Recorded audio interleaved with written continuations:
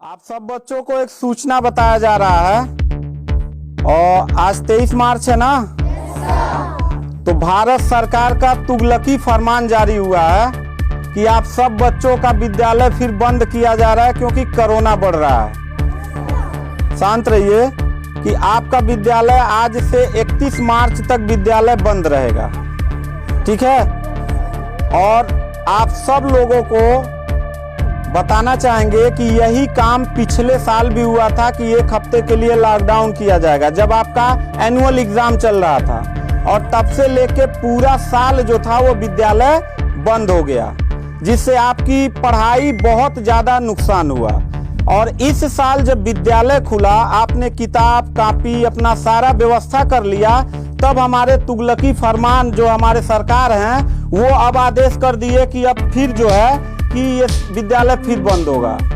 माननीय योगी आदित्यनाथ महाराज जी, मैं आपसे पूछना चाहता हूँ कि आप बच्चों के भविष्य के साथ और जो प्राइवेट अध्यापक विद्यालय में पढ़ा के अपनी रोजी रोटी कमा खा रहे हैं, उनके पेट पे लात क्यों मार रहे हैं? इन बच्चों के भविष्य के साथ खिलवाड़ क्यों कर रहे हैं? ठीक है, कोरोना अगर बढ़ रहा है, विद्यालय बंद था, पूरे साल में किसी एक अध्यापक ने, किसी एक प्रबंधक ने कभी भी विद्यालय खोलने के लिए कोई धरना प्रदर्शन नहीं किया और हम लोगों ने पूरा सपोर्ट किया।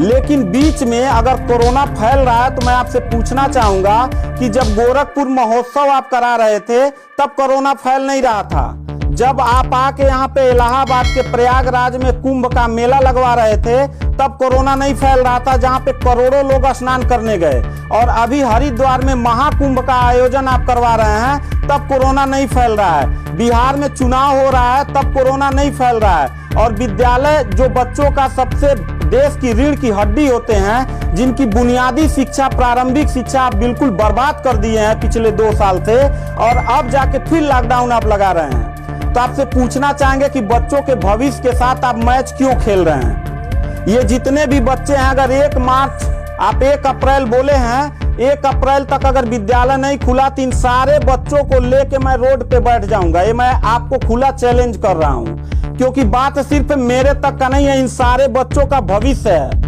और इन सारे बच्चों का भविष्य आप लोग अंधकार में डाल रहे हैं। आप लोग खुद नहीं चाहते हैं कि देश का बच्चा पढ़े, पढ़ के कुछ लायक बने। आप लोग अपना जब रैली निकालना रहेगा, चुनाव रहेगा, तो कोरोना आपके पास नहीं रहता है। और जब आपको लगेगा कि आपके विपक्ष में लोग खड़े हो रहे हैं तो आप कोरोना का ड्रामा करा के विद्यालय को सबसे पहले आप बर्बाद कर रहे हैं। आप बताइए, विद्यालय में आप गोरखपुर जिले में 193 लोगों ने अपने विद्यालय की मान्यता निरस्त करा लिया। जानते हैं क्यों? महंत योगी आदित्यनाथ जी, क्योंकि वो लीज पे चलाते थे और उनका भाड़ा हुआ करता था 40,000 45,000 रुपया मंथली हुआ करता था। वो भाड़ा न चुकाने के वजह से, चूंकि मालिक को भाड़ा चाहिए, उन लोगों ने अपनी मान्यता निरस्त करा दिया। और सरकारी जो स्कूल है उनकी हालत तो पहले से मतलब खस्ता हो चुकी है। तो ऐसे कंडीशन में गार्जियन करे तो क्या करे और हम अध्यापक करे तो क्या करें? ये जितने भी 16-17 स्टाफ हैं, इन सब लोगों की रोजी रोटी चलती है इन बच्चों के और इस विद्यालय के संस्था से। आप लोग हमारे पेट पे प्रहार कर रहे हैं, हम लोगों के व्यवसाय से प्रहार कर रहे हैं। अगर आपको लग रहा है कोरोना है, ठीक है, विद्यालय बंद कर दीजिए, तो आप ये भी अपनी नियत को साफ करिए कि कुंभ का जो मेला, महाकुंभ का लगवाने वाले हैं, उसको भी कैंसिल कर दीजिए। और जो गोरखपुर महोत्सव और गोरखनाथ का मेला लगवा के आप ड्रामा करवा रहे हैं वो भी बंद करवाइए। यानी आप खुद नियम का पहले फॉलो करिए, हम लोग नियम को फॉलो करने के लिए तैयार हैं। अगर लास्ट में जाते जाते यही कहेंगे, इन बच्चों को, चेहरों को देखिए, इनके माता पिता ने सारे बच्चों का, किनका मोबाइल बज रहा है, साइलेंट कर लीजिएगा सर।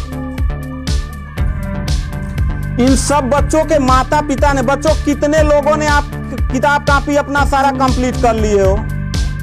पता है, एक बच्चों की किताब कॉपी 2-2 हजार रुपए की आती है। आप फिर लॉकडाउन लगा दिए, इनकी पूरी पढ़ाई बर्बाद हो गई।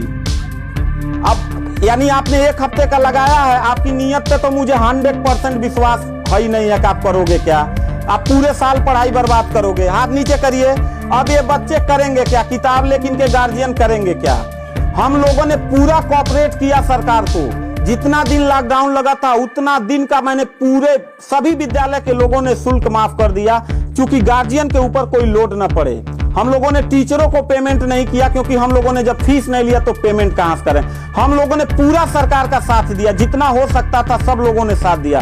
लेकिन अब इतनी कंडीशन होने के बाद, विद्यालय खुलने के बाद आप लोग विद्यालय बंद कर रहे हैं, ये बहुत ही गलत कर रहे हैं। और आपका पॉलिटिकल जो फंडामेंटल जिस पे आप चल रहे हैं, कि जिन नियतों पे आपका बर्बाद होने वाला है, मैं लिख के आपको दे दूंगा कि अगर फिर से 1 अप्रैल के बाद, ठीक है, अगर 1 हफ्ते के रोकने के बाद कोरोना भाग जाता तो मतलब 1 हफ्ता आप बंद कर लीजिए, बिल्कुल हम लोग 1 हफ्ता नहीं पढ़ाई कराएंगे।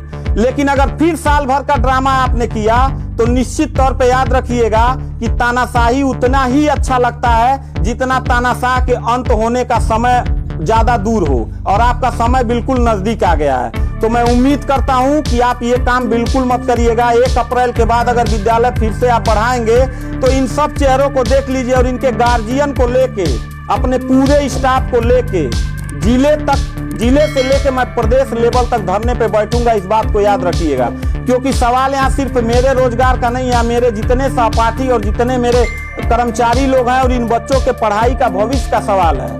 तो मैं इन बच्चों को लेकर धरने पे बैठ जाऊंगा, और जरूरत पड़ा तो असंवैधानिक भी हो जाऊंगा। इसी के साथ मैं सरकार से रिक्वेस्ट करूंगा कि अगर 1 हफ्ता में बंद करने से कोरोना भाग जाता है तो हम सब लोग आपके साथ हैं। अगर नहीं भागता है तो 1 अप्रैल से छोड़ दीजिए। हम लोगों को कोरोना होगा, मरेंगे, क्या करेंगे वो हम लोगों की रिस्पांसिबिलिटी है। आपको इतना चिंता करने की जरूरत नहीं है, क्योंकि कोरोना में लॉकडाउन लगाने के बाद खाना हम ही लोग पहुंचाएंगे, लोगों के आने जाने की व्यवस्था हम ही लोग करेंगे, उनके दवा दारू की व्यवस्था हम ही लोग करेंगे। आप सिर्फ ड्रामा करेंगे, सिर्फ थरिया पिटवाएंगे और मोमबत्ती जलवाएंगे, इससे ज्यादा तो आपकी कुछ औकात है ही नहीं है। तो मैं उम्मीद करता हूं कि 1 अप्रैल के बाद आप विद्यालय खोल दीजिएगा। इन बच्चों के भविष्य के साथ आप लोग खिलवाड़ मत करिएगा।